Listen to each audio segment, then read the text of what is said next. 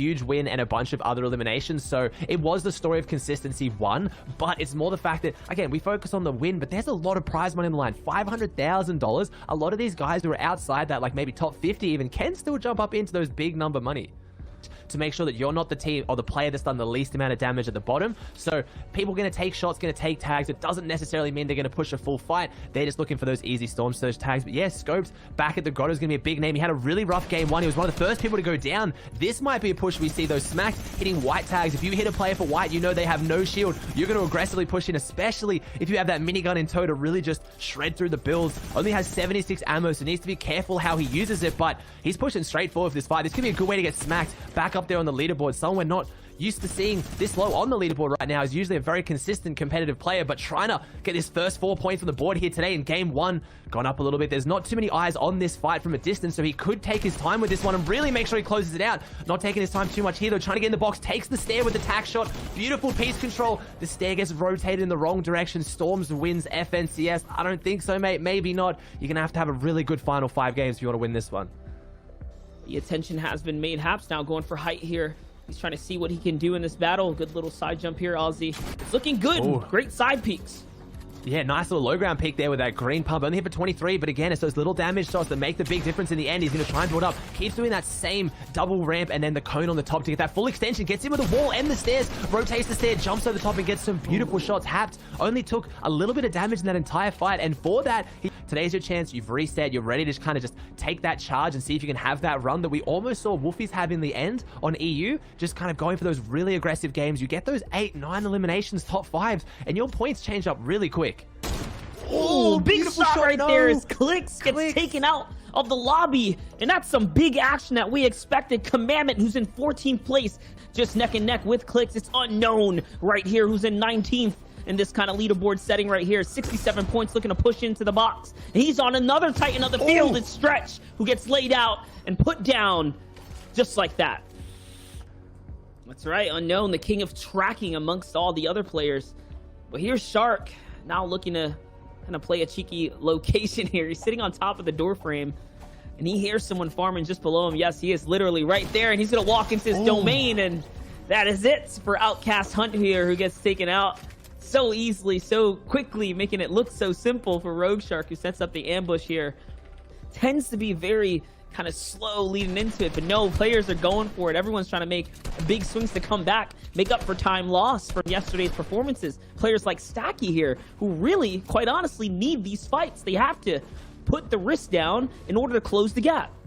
Yeah, 38 points. He needs to do something big here, and he's trying to find his way through to do it. Beautiful ramp phases in there as well. There's someone who is adept at box fighting. You know he's got solid mechanics, but trying to find his way through, but Aegis goes down. That was a nice little play from Aegis. Tried to bait him into focusing on the roof and then opened up that window edit, but I think it was too little too late.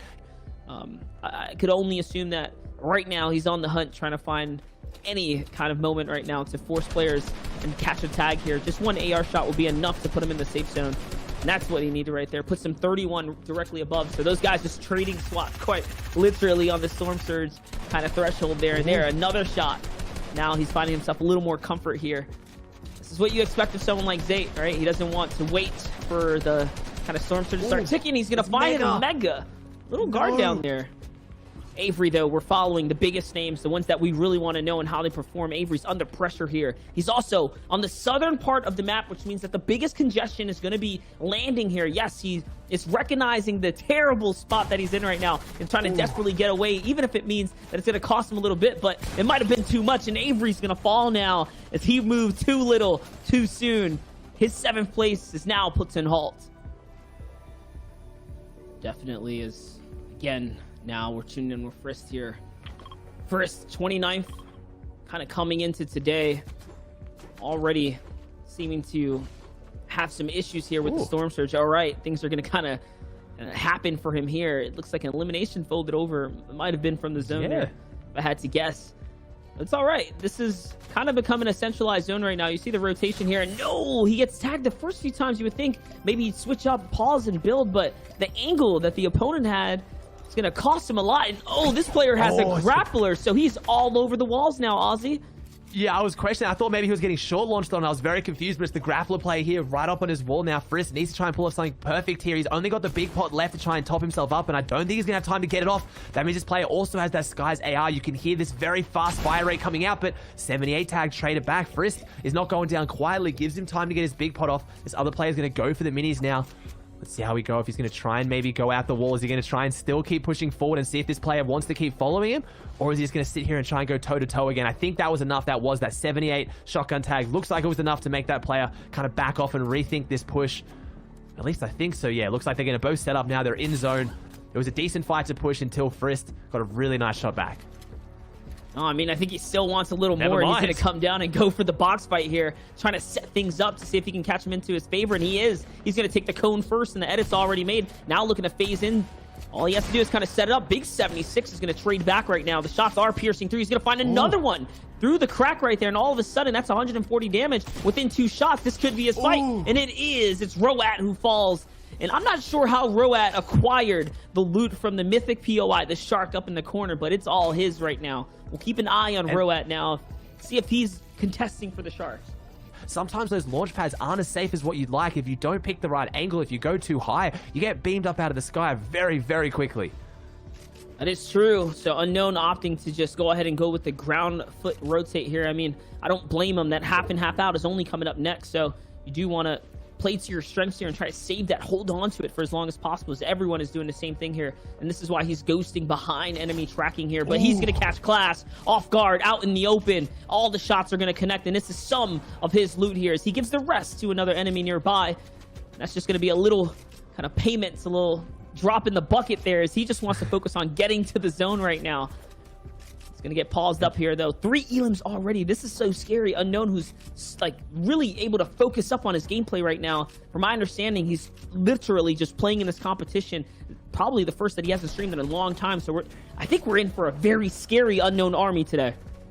Yeah, he's really focusing up and leaving that heavy sniper. I think that's an ultimate sign. Never mind getting harpooned back. Haven't seen that one quite often on rotating zones. It might be enough. He needs to get this fish off. Doesn't even get off in time. A very unconventional play and getting casted cursed a little bit there from Monster. It happens to the best of us, but this is just going to pause here, break it up.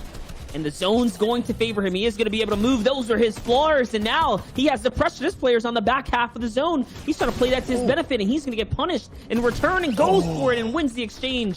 Jamper's going to fall now as he gets to heal here.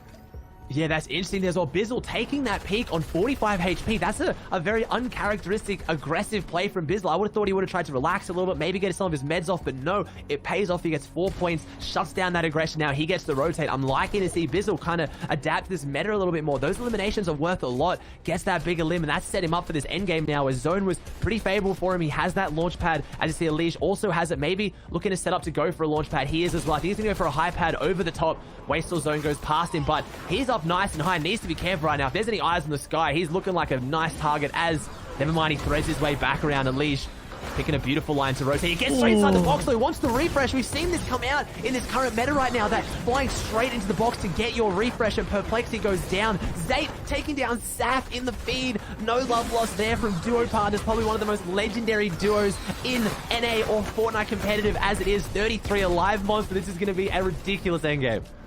There's anyone that has a big story, it's Zate and Saf, and seeing them go toe-to-toe is crazy. Now it's Elish who's going toe-to-toe with others, as he already dropped Perplexity from this lobby, and now his back is against the wall here, but it's okay because he's in the zone. In 1 second, the zone's going to reveal whether or not it's going to favor him, and it is. He is going to be able to lead out, and now all of a sudden, Elish is very much in the conversation to break into top 10. He just needs a little bit more.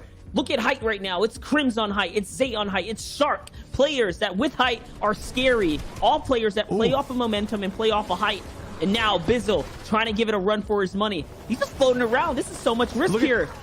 That's Bizzle just getting eyes on lobby, just dissecting everything that's happening. One of the smartest players to ever grace this game, just getting as much information as he can as he gets beamed up in the back. I also saw Kanata pick up an elimination in the feed in 3rd place. So there is everyone in this game still right now. This is going to decide who is going to be going into 1st place, as Bizzle takes down the elimination on Crims. He's going to try and start focusing on high ground himself now. Maybe he wants to go for it. Doesn't have that minigun, doesn't have that rocket to really pressure out height, but he's in a good spot to try and build up for it if he can play it properly with 65 mats to his name. eliminations courtesy of that Harpoon after he got that refresh. 19 players alive. Zone goes back, so he gets to follow some of his old builds if he needs to. Rogue Shark going down in the feed. Kanata going down in the feed. Third place goes down. Timbers P-God taking him out here, so Bizzle and Neon have even more chance to kind of extend that lead. I think it's going to be Bizzle's game here, possibly. He's just keeping eyes on that Hype Monster. He wants it so badly.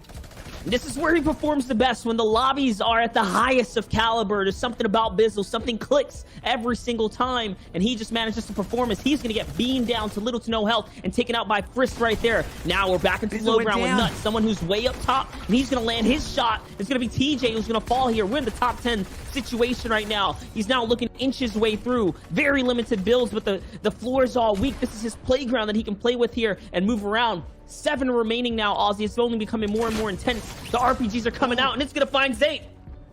Bizzle goes down here. I'm pretty sure Noah's about to say Noah's the only person here in the top 5 still alive, but he goes down. Alish is going to change up here. Alish has 100 points. He's making the rotate onto low ground. 3 players alive. Looks like it's Bryce versus Alish, and I'm not sure who the third is, but it's going to change up. It's COD Genesis, a name we haven't seen too much of here today. Maybe trying to make a name for himself here. We have Alish outside the zone. Going to try and go for that flopper play. He only has 6 builds left, but he does have another flopper left. Gets a really nice angle and gets a really nice beam. Takes him down. Alish now can take this high ground, kind of scoop up those mats off the elimination on Feist. He's now got that high ground. 111 points. Needs to close this one out. He's jumping down. Can he make it? A 6 elimination win. He can. COD Genesis going down. Alish picking up so many points this game. Taking that lead. Moving into first, but only by a single point. Not there in second. Neon pushed back to third. Kanata holding fourth, and Alish in fifth. You just look at this is such a tight competition for the top 5 right now. Even after the Victory Royale,